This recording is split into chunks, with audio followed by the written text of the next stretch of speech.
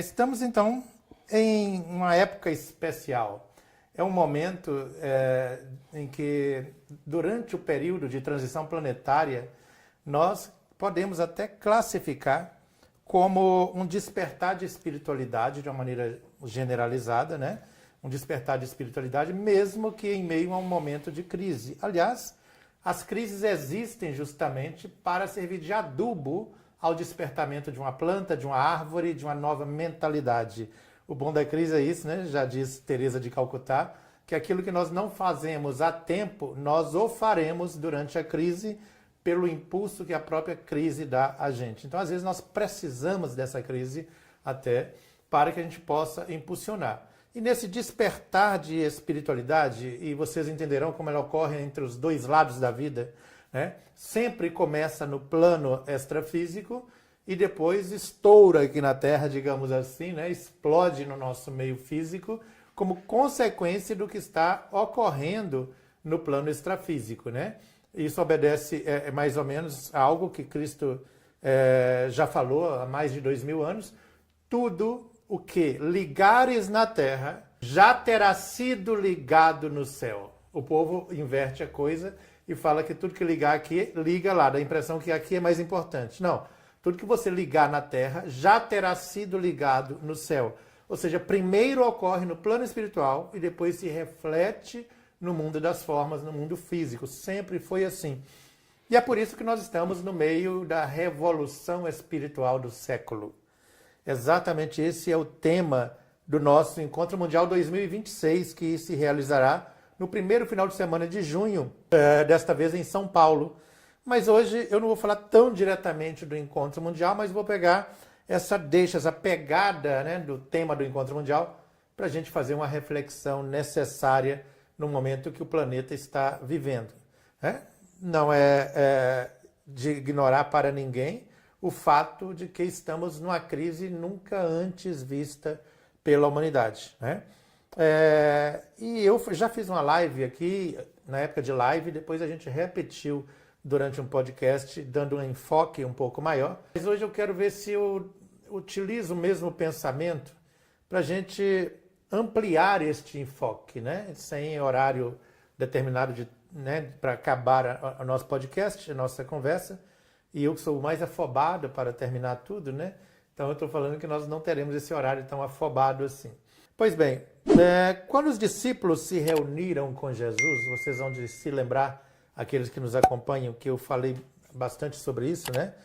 Os discípulos perguntaram a Jesus: Senhor, qual será o sinal da tua vinda? Qual será o sinal da tua vinda? E Jesus discorre a partir daí, em vários versículos bíblicos, mas notem que a pergunta não é quais serão os sinais, mas qual será o sinal.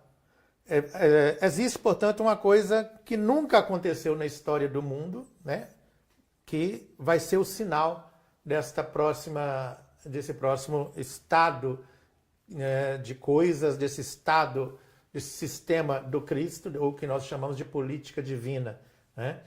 E veja que Jesus, na resposta, ele enumera várias coisas que hoje confundem os cristãos, ou aqueles que apreciam a palavra de Cristo, tanto os cristãos quanto os espíritas, espiritualistas, espiritólicos, esquizotéricos, tudo isso se confunde por não penetrar no âmago das palavras de Jesus. Assim que a pergunta falada, né, para Jesus, ele responde fazendo uma digressão sobre várias coisas que ocorrem na humanidade. Então ele fala: veja bem, ocorrerá guerras, terremotos, fome e peste em vários lugares. Irmãos contra irmãos, pais contra filhos, filhos contra pais, né? E aí ele começa a falar: uma nação irá enfrentar a outra, haverá guerra, e aí ele fala que virá o sinal do Filho do Homem. E o evangelho será pregado em toda nação, tribo e povos, e então é que virá o fim. Mas quando Jesus fala de guerras, ele não está falando como isso marca do tempo do fim, porque sempre houve na humanidade. Sempre houve irmãos contra irmãos, pais contra filho, filho contra pai.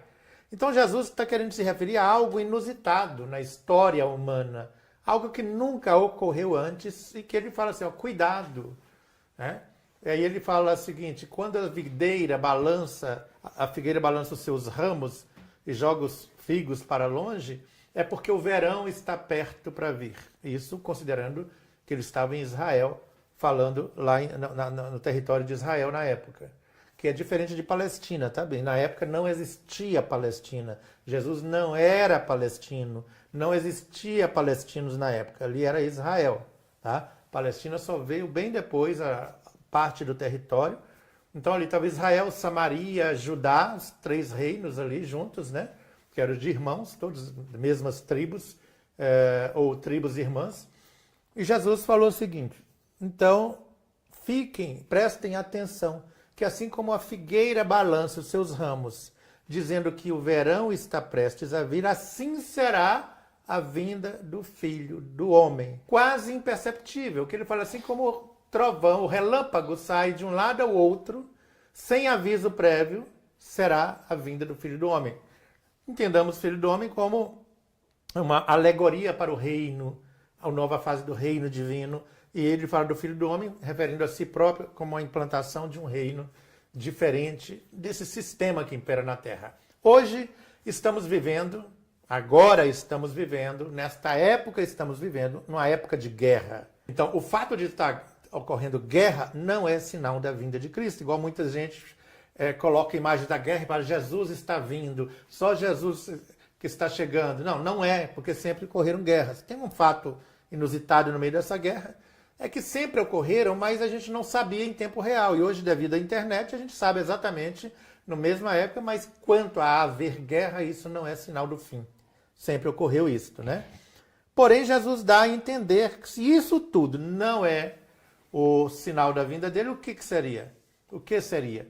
Seria algo que nunca ocorreu antes. E nós temos hoje situações ocorrendo no mesmo momento da guerra, durante a guerra e apesar da guerra, alguns fatos inusitados. Por exemplo, a inteligência artificial é algo inusitado na história da humanidade. E nós pensarmos que a inteligência artificial, os próprios criadores, aqueles que elaboraram a inteligência artificial, já está com medo da inteligência artificial porque ela está assumindo um protagonismo tão grande que, inclusive, corre o risco dela dominar outras máquinas e ocorrer com a inteligência artificial aquilo que existe nos filmes de ficção, considerando o que o espírito Júlio Verne falou, que a ficção muitas vezes é a antecipação de uma realidade que está para vir, né?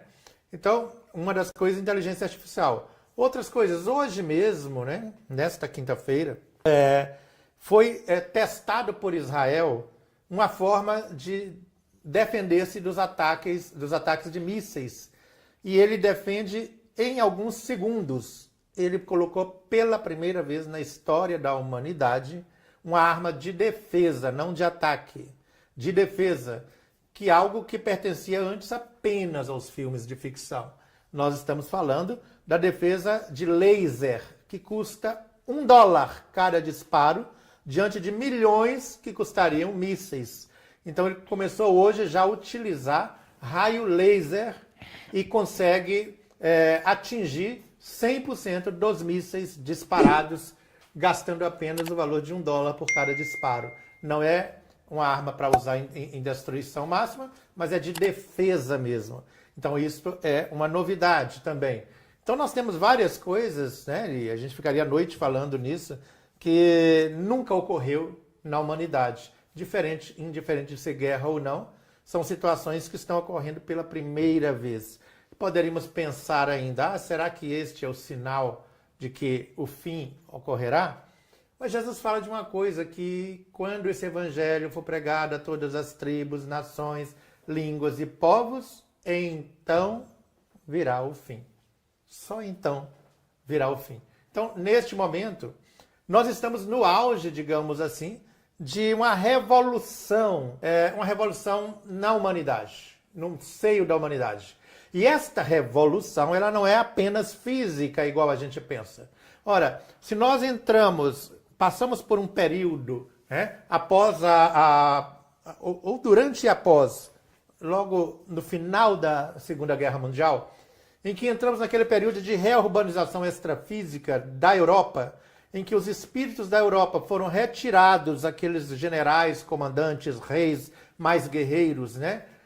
E vieram para a América Latina, renascendo aqui uma grande quantidade deles, então limpou-se ou diminuiu a quantidade de energia pútrea, de energia densa, negativa da Europa, porém, esse pessoal renasceu como os ditadores aqui na América Latina, parte na África e alguns em pouquíssimos outros países, mas o auge veio para a América Latina, o que dá para entender, então, que o plano astral próximo da Europa foi esvaziado e veio para aqui, para a nossa região. Isso justifica até as estatísticas de que a partir dos anos 80, que foi o auge dessa transmigração entre continentes, relocamento entre continentes, diminuiu drasticamente os nascimentos na Europa. Hoje a Europa tem mais avós e avós do que netos. Em compensação, aumentou exatamente nessa época a quantidade de nascimento na América Latina, nos países da América Latina, provando que esse pessoal veio para cá, desagou para cá, o plano espiritual deságua aqui o tempo inteiro. E se a gente pensar que na época de Jesus tínhamos mais ou menos 300 e tantos milhões só de seres humanos na Terra, chegamos em 1950, aproximadamente entre 1 bilhão e 500 milhões de pessoas, e saltamos em poucos anos para quase 9 bilhões de encarnados, então temos que chegar à conclusão que algo aconteceu. Se esse conteúdo fez sentido para você, deixe seu like e se inscreva no canal para continuar acompanhando.